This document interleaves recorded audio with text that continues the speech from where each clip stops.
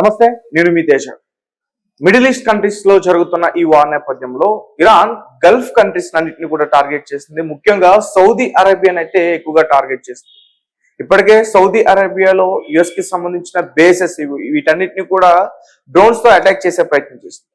అయితే తాజాగా Saudi Arabia పైన నిన్న భారీగా అటాక్ చేసింది, చాలా వరకు కూడా నష్టం వచ్చిందంటూ కూడా చెప్తా ఉన్నారు. అసలు నిన్న ఏం చేసింది, వేటితో అటాక్ చేసింది అనే దాని గురించి క్లియర్ గా తెలుసుకునే ప్రయత్నం చేద్దాం. మనతో పాటు డిస్కస్ చేయడానికి సీనియర్ జర్నలిస్ట్ దాము బాలాజీ గారు ఉన్నారు, ఆయనతో మాట్లాడు. నమస్తే సార్. నమస్తే. సో మొదటి నుంచి కూడా ఎక్కువగా సౌదీ అరేబియాని టార్గెట్ చేసింది. సో రీసెంట్ గా మళ్ళీ భారీగా అటాక్ చేసిందంటూ కూడా చెప్తున్నారు. అసలు సరే ఎలా అటాక్ చేసింది, ఈసారి నష్టం ఏమొచ్చింది సౌదీ అరేబియా? మామూలుగానే గల్ఫ్ కంట్రీస్ కి ఇరాన్ మధ్య వైరం అనేది ఎప్పటి నుంచో ఉంది. దానికి ఒక కారణం ఏంటంటే ఇరాన్ షియా బేస్డ్ కంట్రీ, ఇవన్నీ కూడా సున్నీ బేస్డ్ కంట్రీస్. రెండవది ఇవన్నీ ఇజ్రాయెల్ తో నార్మలైజేషన్ ఒప్పందాలు చేసుకున్నాయి. అట్లాగే అబ్రహాం అకార్డ్స్ పేరుతో కూడా ఇజ్రాయెల్ కి దగ్గర అయ్యాయి. ఎందుకంటే ఇవన్నీ కూడా అమెరికాకు అనుకూలంగా ఉన్న దేశాలు, గల్ఫ్ కంట్రీస్ అన్ని కూడా. అందుకనే పెట్రో డాలర్ ఆర్థిక వ్యవస్థ అంటారు. పెట్రో డాలర్ ఆర్థిక వ్యవస్థ అంటే ఈ గల్ఫ్ దేశాల దగ్గర ఎవరు ఆయిల్ కొనాలన్నా డాలర్లలోనే చెల్లించాలి. సో డాలర్లో చెల్లించాలి కాబట్టి అమెరికాతో వాణిజ్యం చేసుకోవాలి, అమెరికా డాలర్లని మనం రిజర్వ్లుగా పెట్టుకోవాలి. అందువల్ల డాలర్ డామినేషన్ అనేది 72 తర్వాత ప్రపంచవ్యాప్తంగా పెరగడానికి కారణం ఈ పెట్రో డాలర్ సిస్టమ్. సో దీన్ని ఇరాన్ ముందు నుంచి కూడా వ్యతిరేకిస్తుంది. సో అమెరికా ఆధిపత్యాన్ని 79 నుంచి ఇరాన్ ధిక్కరిస్తుంది. సో ఇవన్నీ అందుకనే ఇరాన్ నుంచి సెక్యూరిటీ కోసమే బేసులను కూడా ఇక్కడ ఏర్పాటు చేసింది అమెరికా. దాదాపు గల్ఫ్ దేశాల్లో 19 బేసెస్ ఉన్నాయన్నమాట. వీటిల్లో కూడా కొంతవరకు ఇరాను, ఒమను, బహ్రెయిన్, ఖతారు వీటితో కొద్దిగా పట్టువిడుపులతో ఉంటది. కానీ యుఏఈ అండ్ సౌదీ అరేబియాతో ఎక్కువ శత్రుత్వం అనేది ఇరాన్ కలిగి ఉంటుంది. అయితే ఇప్పుడు ఇరాన్కి సౌదీ అరేబియా మీద ఇంకా ఎక్కువ కోపం ఉండడానికి ఒక కారణం ఏంటంటే, సౌదీ ప్రిన్స్ అయితే ఎవరైతే ఉన్నారో, క్రౌన్ ప్రిన్స్ అంటారు అతన్ని, ఎంబీఎస్ అంటారు, అంటే మహమ్మద్ బిన్ సుల్తాన్ అతని పేరు. ఈ మహమ్మద్ బిన్ సుల్తాను ట్రంప్ ని పదే పదే ప్రాధేయపడి అడుక్కొని నువ్వు ఇరాన్ మీద దాడి చేయండి నైట్ అండ్ డే ట్రంప్ కు ఫోన్లు చేశాడనేది ఒక వార్త బయటకు వచ్చింది. అందువల్ల తమ మీద అమెరికా దాడికి ప్రధాన కారకుల్లో ఒకడు ఈ సౌదీ అరేబియా క్రౌన్ ప్రిన్స్ అని చెప్పి రోజుకి దాదాపు 30 మిసైల్స్ ని వేస్తుందన్నమాట మినిమం. ఓకే, సౌదీ మీద. అంటే సౌదీ మీద చాలా తీవ్రమైన కోపం అనేది ఇరాన్ కు ఉంది. ఈ నేపథ్యంలో నిన్న అతిపెద్ద అటాక్ అనేది ఈ మొత్తం యుద్ధం ఫిబ్రవరి 20 స్టార్ట్ అయినాక అతిపెద్ద అటాక్ నిన్న చేసింది ఇరాన్. ఎక్కడ చేసిందంటే అల్ జుబైల్ ఇండస్ట్రియల్ హబ్ అంటారు. ఈ ఇండస్ట్రియల్ కాంప్లెక్స్ అనేది మిడిల్ ఈస్ట్ లోనే పెద్దది. దాదాపు 1000 చదరపు కిలోమీటర్ల విస్తీర్ణంలో ఇది ఉంటుంది అనమాట. ఇందులో ఇన్ఫ్రాస్ట్రక్చర్ ఉంటుంది, పెట్రోకెమికల్స్ ఉంటాయి, ఎనర్జీ సెక్టర్, ఇవన్నీ కలిసిన హబ్ ఇది. దాని మీద నిన్న 8 మిసైల్స్ తో దాడి చేసింది. అందులో మేము మ్యాక్సిమం కొట్టేశామని సౌదీ అరేబియా చెప్తుంది. కానీ మంటలు అవన్నీ చూస్తే పెద్ద ఎత్తున నష్టమే జరిగిందని చెప్పొచ్చు.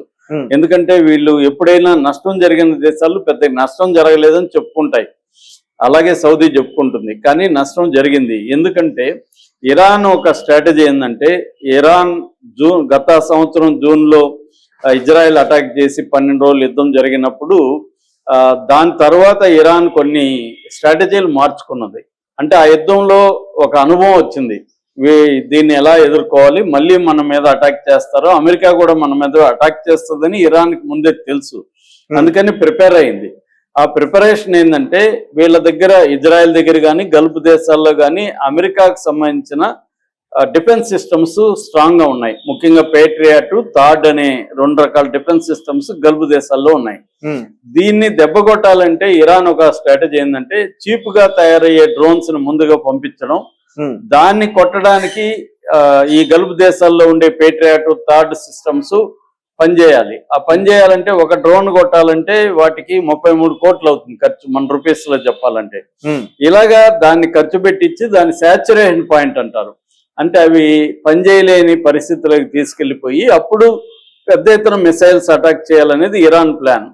అది ఇప్పుడు సక్సెస్ అవుతుంది. ఫస్ట్ లో 100 మిసైల్స్ లేదా డ్రోన్స్ ప్రయోగిస్తే 95ను కొట్టేసేది ఇది సౌదీ అరేబియా. 5 మాత్రమే పడేవి. ఇప్పుడు 100 పంపిస్తే 60 మాత్రమే కొట్టగలుగుతుంది, 40 ఇంటర్సెప్ట్ చేయలేకపోతుంది. సో 40 పడుతున్నాయి అనమాట. అందువల్ల ఈ మధ్య కాలంలో డ్యామేజెస్ ఎక్కువైంది. అట్లాగే గల్ఫ్ కంట్రీస్ మొత్తంలో ఫస్ట్ టైం అటాక్ చేసింది ఈ రాస్ తనీరా అనే ఒక ఆయిల్ రిఫైనరీ మీద. దాంతోనే మనకి ఆయిల్ డిస్టర్బెన్స్ అనేది ఫస్ట్ ఏర్పడింది గల్ఫ్ లో దీని మీదే. సో నిన్న ఈ ఇండస్ట్రియల్ హబ్ అల్ జుబైల్ అనే ఇండస్ట్రియల్ హబ్ చేసింది కదా, ఇది మొత్తం సౌదీ అరేబియా ఎకనామీలో జీడిపిలో 10% ఈ ఇండస్ట్రియల్ హబ్ నుంచే వస్తుంది. అందువల్ల ఇది పెద్ద నష్టం అని చెప్పొచ్చు సౌదీ అరేబియాకి. ఇప్పటి వరకు ఏంటంటే సౌదీ అరేబియాలో ఎనర్జీ సెక్టర్స్ మీద అటాక్ చేస్తుంది, తర్వాత యుఎస్ బేస్ల మీద అటాక్ చేస్తుంది, మూడోది రెసిడెన్షియల్ కాంప్లెక్స్. ఈ 3 ఏరియాల్లో సౌదీ అరేబియాలో అటాక్ చేస్తుంది. ఇప్పటి వరకు చూస్తే మనకు ప్రిన్స్ సుల్తాన్ ఎయిర్ బేస్ అంటారు, ఇది చాలా ఇంపార్టెంట్ ఎయిర్ బేస్. ఇది జాయింట్ ఎయిర్ బేస్, సౌదీ అరేబియాకి యుఎస్ కి జాయింట్ ఎయిర్ బేస్, దాన్ని అటాక్ చేసింది. అలాగే రియాద్ లో యుఎస్ ఎంబసీ చాలా పెద్ద నష్టం జరిగిందని చెప్తున్నారు, అక్కడ అటాక్ చేసింది. తర్వాత షహబాద్ ఆయిల్ ఫీల్డ్ అటాక్ చేసింది. తర్వాత ఎన్బీర్గ్ అనే ఒక ఆయిల్ రిఫైనరీ ఉంది, ఇది వచ్చి ఈ రెడ్ సీకి దగ్గరలో ఉంటది అనమాట, కోస్టల్ అది, అక్కడ అటాక్ చేసింది. అట్లాగే E3 అవాక్స్ సిస్టమ్, ఇది వచ్చేందంటే మొత్తం రాడార్ వ్యవస్థను కలిగి ఉండే ఎయిర్ బేస్డ్ ఫ్లైట్ అన్నమాట, దాన్ని అటాక్ చేసి దాన్ని ధ్వంసం చేసింది. సో ఓవరాల్ గా ఇప్పటి వరకు దాదాపు అమెరికా సైనికులు 30 మంది తీవ్రంగా గాయపడ్డారు సౌదీ అరేబియాలో.